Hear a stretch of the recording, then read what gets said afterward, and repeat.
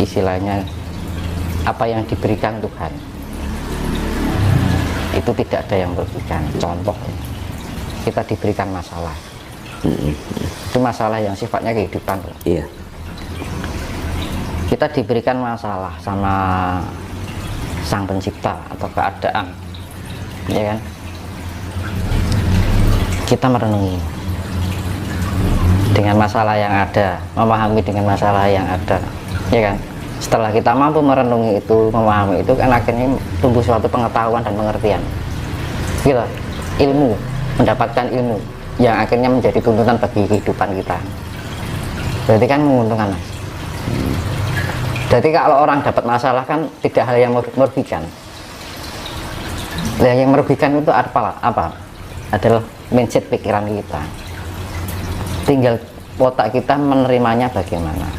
Jadi bukan masalah yang merugikan. Misalkan kita diberikan masalah ini sama Tuhan, Iya. itu tidak ada sifatnya yang merugikan. Yang merugikan ini adalah mindset otak kita sendiri. Karena kurang adanya sudut pandang, pola pikir, wawasan tadi. Nah, orang kalau mempunyai wawasan, lebih memahami dengan suatu keadaan tertentu yang mungkin memberikan suatu benturan di dalam kehidupan kita, itu akan merenungi, meresapi, menghayati, mengamati, dan mengambil hikmah dari setiap apa yang menjadi permasalahan itu. Akhirnya menjadi pengetahuan dan menjadikan ilmu, dan ilmu itu akan menjadi tuntunan bagi kehidupan kita sendiri juga.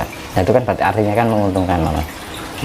Nah, ya, ketika orang tidak mencapai hal itu kan akhirnya merugikan. Nah, itu kan karena faktor mindset otaknya sendiri manusia itu. Nah, makanya kan kehidupan ini dikembalikan pada suatu keluhuran yang zaman dahulu, ya kan? Mengurangi sifat ego, mengurangi sifat rasa benar, mengurangi sifat rasa suci, mengurangi sifat perbandingan di dalam diri kita. Selama orang masih melakukan perbandingan, itu orang tidak akan menemukan kedamaian, ya kan? Orang melakukan perbandingan itu antara besar dan kecil, antara benar dan salah, selalu dijadikan suatu perbandingan. Dan ketika orang telah mengalami seperti itu, orang itu akan sulit menerima kedamaian di dalam dirinya sendiri. Bentrok terus itu antara pikiran rasa dengan keadaan lingkungan, tidak pernah sinkron. Makanya kan kehidupan ini tuh tidak melulu antara benar dan salah. Ketika benar dan salah itu tidak bisa memahami keluhuran itu sendiri. Yang utamakan kita melakukan tujuan yang sifatnya positif dan bermanfaat kan, gitu kan. Makanya kan manusia kan didunungi atau diberikan sifat iri, dengki, serai, ya kayak gitu kan. Nah, sifat-sifat seperti itu kan akhirnya timbul perbandingan antara benar dan salah, gitu. Nah, dengan terjadinya perbandingan itu, orang akan mengalami ketidakbahagiaan, mengalami ketidakdamaian di dalam dirinya. Ketika orang bisa melakukan kedamaian di dalam dirinya dengan mengurangi perbandingan itu, orang akan menemukan suatu pencerahan kehidupan. Makanya saya ambil bahwa apa yang diberikan Tuhan itu yang sifatnya masalah kehidupan itu tidak ada yang merugikan. Tapi kalau masalah penciptaan alam ini memang sesuatu kehidupan itu ada proses kejadian alam hingga terbentuknya ular, terbentuknya itu memang kehidupan ini ada plus dan minus, gitu loh, Mas. Nah, antara plus dan minus itu kan tergantung bagaimana kita menghadapi dan menyikapi. Contohnya di dunia ini ada unsur min, yaitu iblis. Unsur plusnya adalah malaikat, gitu, Mas. Dan orang akhirnya menyalahkan iblis ini, padahal yang namanya malaikat dan iblis itu sudah menjadi satu paket di dalam tubuh kita, gitu kan. Unsur penciptaan nggak ada kehidupan ini tidak akan tercipta ketika min dan plus ini ada. Nah, ketika ada plus dan min ini harus ada penyeimbang. Makanya kan ada sifat Tritunggal itu kan. Tuhan itu satu, menciptakan dua ganda, sifat ganda itu. Sama Tunggal menciptakan sifat dua ganda. Nah, akhirnya dari kegandaan ini harus tercipta keseimbangan kehidupan, maka diberikan manifestasi dari Tuhan itu sendiri yang sifatnya penetralisir, penyeimbang, kan gitu.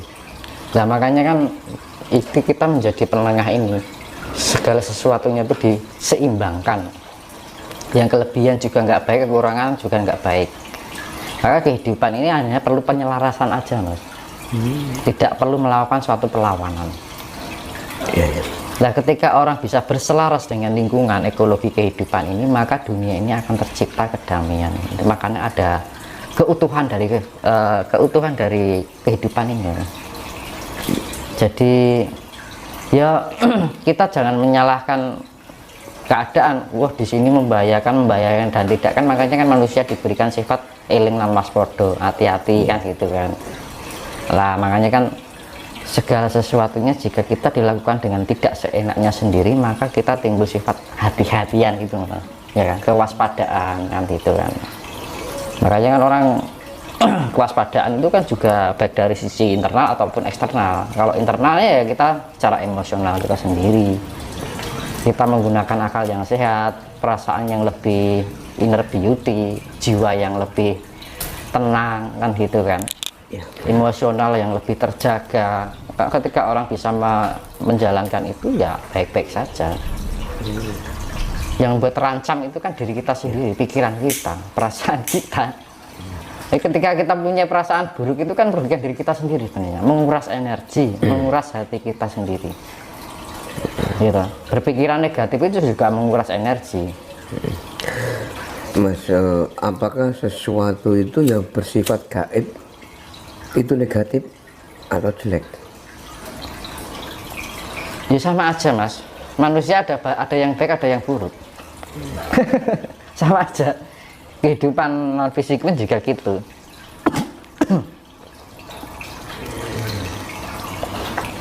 Jadi kehidupan ini memang ada unsur plus dan min, tergantung kita bagaimana menyikapi aja. Soalnya gini Mas, kan persepsi banyak orang bahwa sesuatu itu yang sifatnya gaib, ya kan?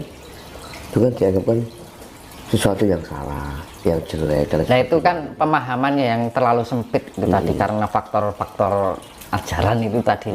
Nah pembodohan yang sifatnya, makanya dikembalikan pola pikir yang sifatnya seperti leluhur kita, yang cara pandangnya itu lebih luas, ya kan. Mungkin leluhur kita dianggap kuno, tapi pemikirannya nggak sempit orang sekarang gitu kan, ya kan, karena sudah menjadi budaya seperti itu.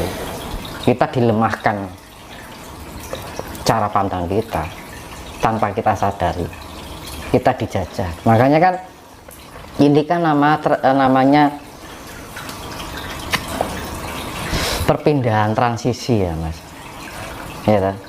Zaman Purwoduksina Proto, zaman Purwantara, zamannya Dirgantara, Swargantara, ya kan, sampai zamannya Nuswantara, Rupantara. Nah Rupantara ini kan zaman sekarang ini yang penuh rupa-rupa ini. Ya kan, setiap transisi pergantian zaman itu pasti ada bencana yang sangat besar, itu pembersihan sifatnya. Ini Rupantara menuju ke zaman Asmaratara. Zaman Asmaratara, Asmara kan kasih, Tara itu sifatnya universal, ya kan, sifatnya global gitu kan.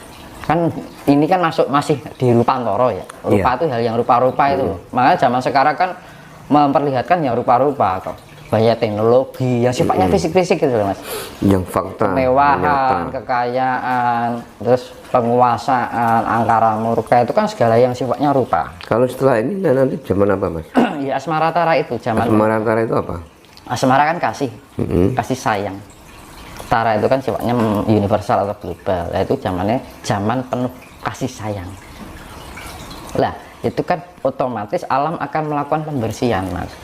Nah, pembersihan itu ada dilakukan dua sifat, yaitu fisik dan non fisik. Secara fisik yang disebut secara non fisik yang disebut zaman pencerahan. Yang dicerahkan apa? Jiwa-jiwa yang gelap ini Mas. Ya toh? Jadi cahaya itu menyinari dari sekelilingnya, misalkan ini dari sekeliling wilayah misalkan ya kan, ini penuh kegelapan dari jiwa-jiwa orang yang di wilayah ini, ya toh Mas. Nah ketika ada sebagian entitas lampau masuk ke wadah baru dari bagian ini contohnya ini lingkungan ya Mas, ini dikasih satu lampu, misalkan kasih lampu satu, Ya. menyerahkan ke sekelilingnya, ya toh. Dikasih satu, mencerahkan sekelilingnya, ini mencerahkan sekelilingnya, akhirnya yang dicerahkan ikut membangkitkan cahaya juga, tercerahkan toh. Iya, orang misalkan saya ini, lah saya memberikan pencerahan orang sekeliling saya, lah akhirnya orang sekelilingnya tercerahkan, lah orang yang tercerahkan itu juga akan mengeluarkan cahaya juga. Lah lama-lama kan jagat itu terang kembali dari cahaya-cahaya jiwa itu tadi. Nah, cahaya-cahaya ini akhirnya menciptakan zaman-zaman yang penuh dengan menciptakan zaman yang penuh dengan kasih sayang itu sendiri. Tidak penuh kegelapan, yang ada arti kegelapnya hati, gitu Mas. Orang yang kalau gelap jiwanya kan otomatis hatinya juga akan gelap, pikiran juga akan buruk. Tapi kalau jiwanya cerah, orang akan mempunyai sifat yang damai, cinta damai, memberikan pancarannya kasih, gitu loh. Nah itu yang dimaksud zaman pencerahan itu. Makanya kan ini pembersihannya secara jiwa, yaitu yang dimaksud pencerahan itu. Secara non fisiknya itu secara jiwa. Terus secara fisiknya ya itu tadi, ya segalanya yang bersifatnya fisik, entah itu ragawi atau alam, gunung, lautan, seperti itu. Pembersihan, karena bencana alam itu kan bagian dari pembersihan secara fisik. Alam akan mengurangi kepadatan dunia, kepadatan yang sifatnya memberikan dampak negatif, gitu Mas. Ketika alam ini melakukan perbaikan diri, merubah dirinya untuk menjadi lebih kembali pada suatu kesehatan bagi bumi ini, bumi akan melakukan reflektivitas dengan cara apa? Melakukan keseimbangan yang akhirnya berdampak pada pengurangan kepadatan yang sifatnya negatif itu tadi, yang akhirnya tersisa sifat yang unsur-unsur yang bercahaya itu tadi Mas. Selama orang di masa transisi ini tidak bisa mencerahkan jiwanya, di satu